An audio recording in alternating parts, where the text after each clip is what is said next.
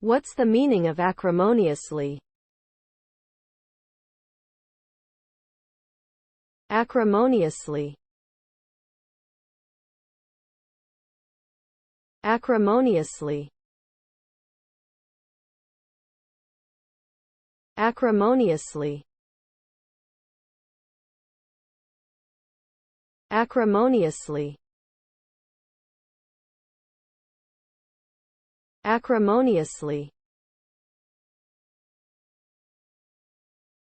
Acrimoniously is an adverb that describes a situation in which there is bitterness or resentment between individuals or groups.